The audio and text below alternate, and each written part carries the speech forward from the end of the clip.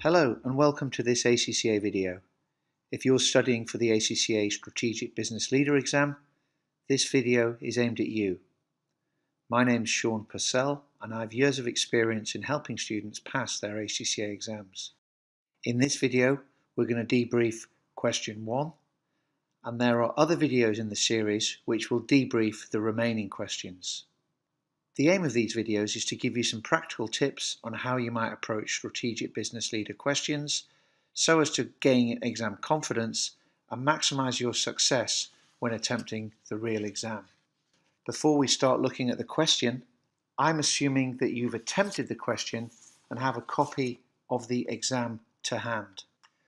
Question 1A is broken into two parts, and the first part asks us to analyse the financial and non-financial issues which will affect the decision of whether to accept a contract. In Part B, we're asked to discuss the difficulties in fulfilling the criteria stated by the Transport Minister. Before we get involved in the details of the question, there's a set of 6 practical steps that I think we should follow on every single strategic business leader question.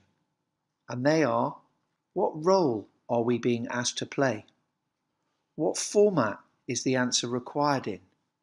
Who are we addressing, i.e., who's our audience?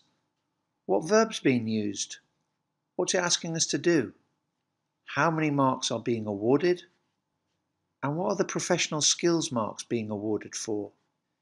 If we always ensure we ask these 6 questions before developing our answer plan, the chances of getting something wrong will be minimised.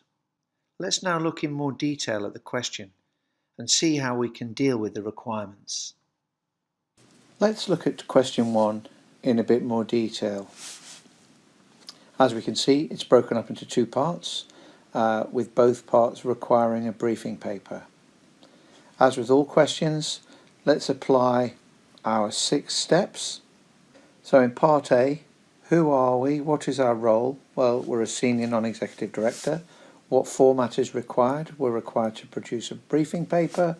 Who is the audience? It's the board. What verbs are being used? Well, we're asked to analyse both financial and non-financial. How many marks are being awarded? There's 18 technical marks and 4 professional marks, and professional skills marks are awarded for analysis skills. So they're the key starting points with every question we do on strategic business leader. If we just remind ourselves of the professional skills marks which are granted for analysis, in summary, we need to investigate all the relevant information, so we need to be bringing in what all the exhibits tell us. We need to make sure that we inquire and come to appropriate conclusions from this information, and we reflect on their implications and consider it all carefully. As always, these professional skills headings should be the lens through which we gain our technical marks. In terms of where we're going to get some of this information from, well, having maybe annotated the exhibits, we see Exhibit 3 giving us some figures, we see Exhibit 1 talking about expected returns, and we see Exhibit 2 talking about financial and non-financial criteria. There's also indication in the introduction where the terrain in B is a bit more mountainous and prone to flooding. Final thing we don't forget about is timing. Again, please read in more detail the examiner's guidance over your shoulder article, which you can see on the ACCA website. This lets us know that when we have a mark, we should be allocating 2.5 minutes. We've got 18 marks here, so 45 minutes is the time allowed.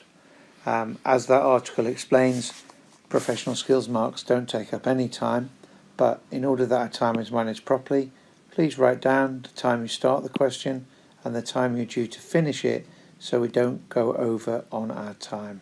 So the key fundamentals before we even think about anything technical, but let's now look at the technical stuff. The first point I'm going to start at is think like a builder in a real workplace to try to focus my thoughts. We've got to think about financial. So if I was thinking about financial, I'm thinking about well, how much revenue can I earn? And the thing I need to weigh that up against is how much is it going to cost me? So from the information we have in the scenario, what can that tell us about how much revenue we can earn? Well, Exhibit 3, you will have noticed, gives quite a lot of figures, and we can work out here that we are likely to receive 21,000 and it's going to cost us 19,000, so we're going to make a margin of 9.5%.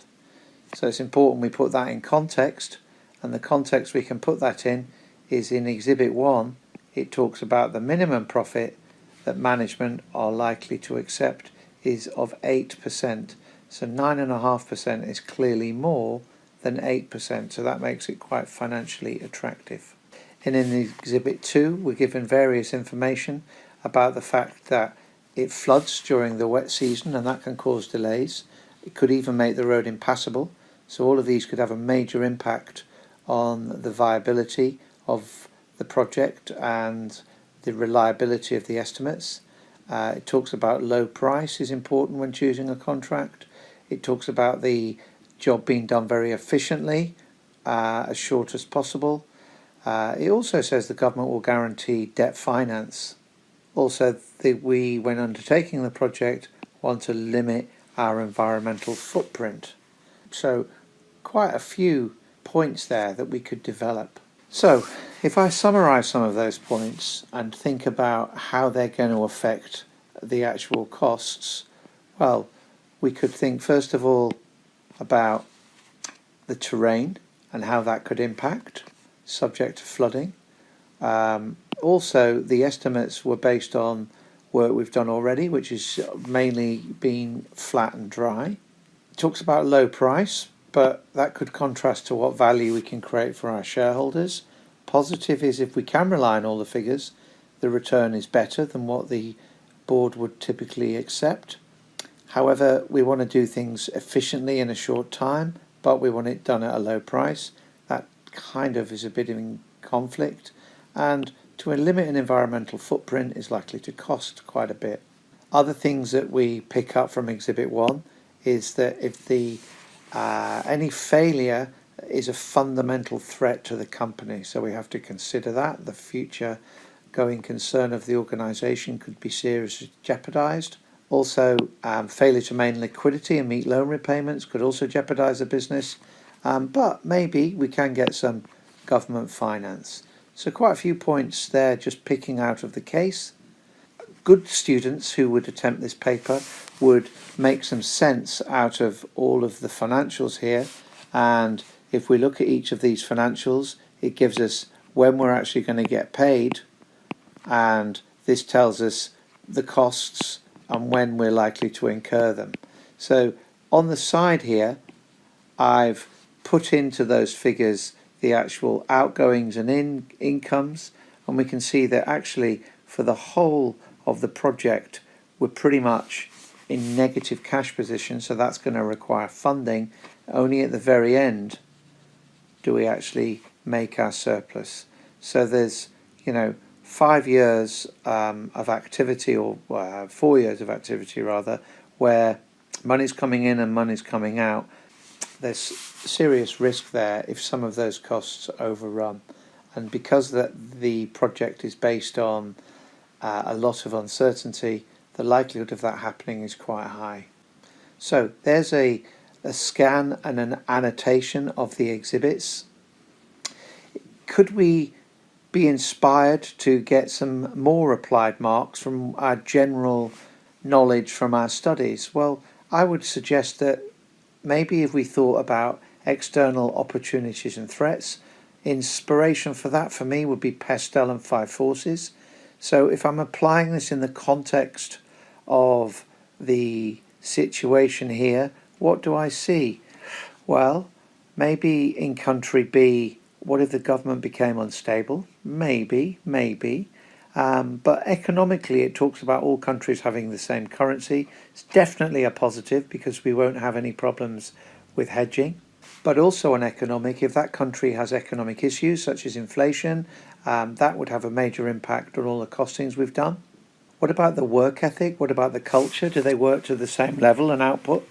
I would be wanting to question that. That could seriously influence our costings. We're going to be employing people in another country. Do we have payroll systems? So that's going to be an issue. The mountains are likely to throw up more environmental risks, so that would be an issue. And we don't have any information about specific legal stuff within the country, such as working hours, minimum wages. Do we have to make pensions? They're all issues.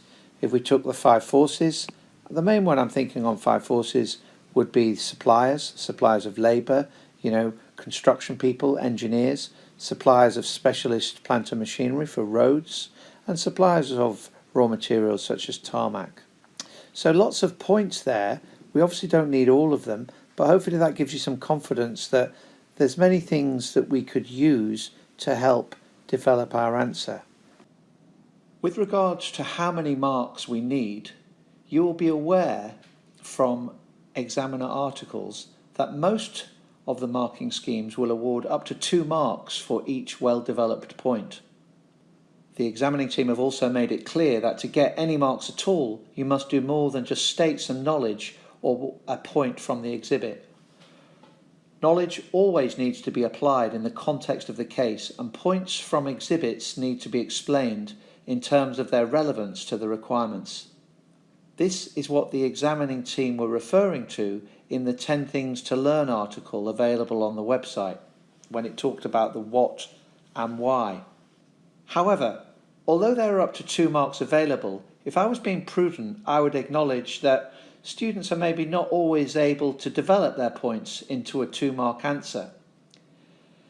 It's also the case that some points might be difficult to develop into 2 marks. My advice would be that I need to get a minimum of half of the total technical marks available to achieve a pass. In the case of this question, there were 18 technical marks, so I should be aiming for a minimum of 9 well-developed points. This will secure a pass, and likely to get more than 9 if the points are developed, but we will know we have secured a pass here. If we think back to our brainstorm, we came up with many points, and as I said, more than we would need. We had about 12 specific case points and about 9 inspired by our technical knowledge applied in the context of the case. So, how do these bullet points we've made manifest themselves into an actual real answer? Looking at the answer here, if we'd said the first part on profit margin, from figure in example exhibit 3, it seems that estimated profit margin of 9% is in excess of the board's minimum requirement of 8%. Well, that says the what as well as the why, and we would get a mark for that. But then this answer goes on further and talks about how the fact that because it is in excess of the minimum requirement of 8%, this will make it financially attractive and it will ensure that value is added to the shareholders. So an answer that develops with further points like that is much more likely to be worth 2 marks. Other things to pick up on what we've done here, we've used a subheading. Between each of our points, we would also leave a line. The whole point of this is to make the marker's job as easy as it possibly can be. So hopefully this gives us a good benchmark on the weight of answer we need to deliver and gives us confidence that we're all capable of delivering this in the real exam. If we move on to question B, this had 8 marks and 2 professional skills marks. The main exhibit which I'm going to draw a lot of my points from here would be exhibit 2. And I think the key point on this is asking us to discuss difficulties in fulfilling the criteria set out by the Transport Minister. Professional skills for commercial acumen, and really this is a trade-off between time, cost and the objectives of the project. As always though, let's start with our 6 steps. Who are we? Well, we're still Alex, the senior Ned. What's the format? It's still a briefing paper. Who are we talking to? The board. The verb is about discussing the difficulties. Marks are 8 technical and 2 professional skills for commercial acumen. So commercial acumen, is this worthwhile doing? In terms of professional skills on commercial acumen, think about when writing our answer, demonstrating awareness, using judgment and using insight to see the conflict between what is required by the Transport Minister and what we need to satisfy our shareholders. I think on both the professional skills marks, it is worth spending some time looking at the official answers and seeing the professional skills marking grid. This goes into some detail about professional skills marks which get 0, which are not so well, which are quite well, and which are very good. And there's quite a detailed matrix which I think you should spend some time looking at, and also looking at the article on professional skills mark available on the website. So, highlighting the key things I see that are going to inspire me. The first thing, it talks about how the road is going to resolve all problems of kind of flooding and traffic delays. Well, maybe. Low price is important, but at the same time they want it to be done quickly, and also they want disruption to a minimum. Some of those conflict, and we'll discuss that in our answer. We also want the Transport Minister wants the environmental footprint to be low when it's constructing the road. Well, again, to do that might cost more money, but they want it at a low price.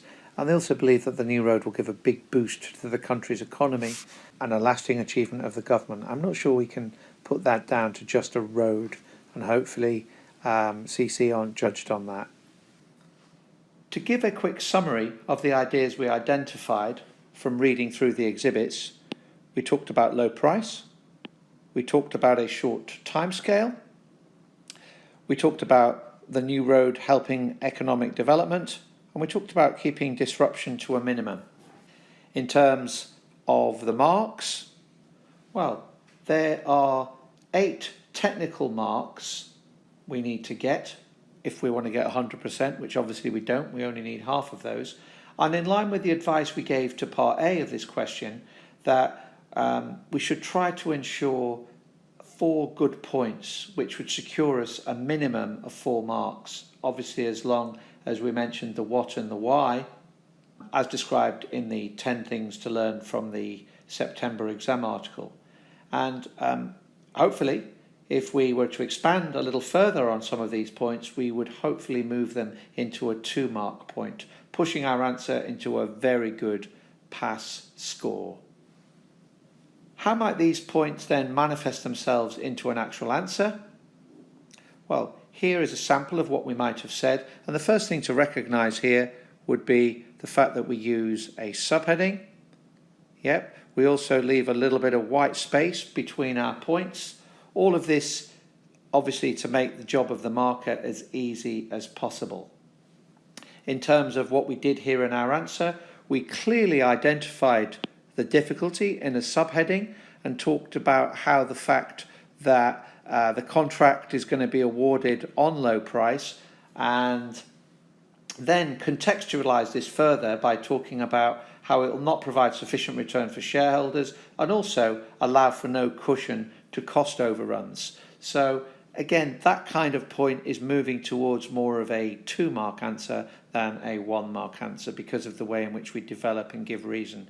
In the same way, we talked about the short timescale, and then we had synthesized the fact that if we're doing a short timescale, well, that's probably going to mean we have to work 24 hours a day. And what's that going to mean? Well, that's going to mean it's going to cost us more. Why? Because we're probably going to have to be paid overtime or night working. So really thinking and visualizing about the case. And also it could impact on the environment. So lots of points there to move that to a 2-mark question. Let's summarize what we have just done then.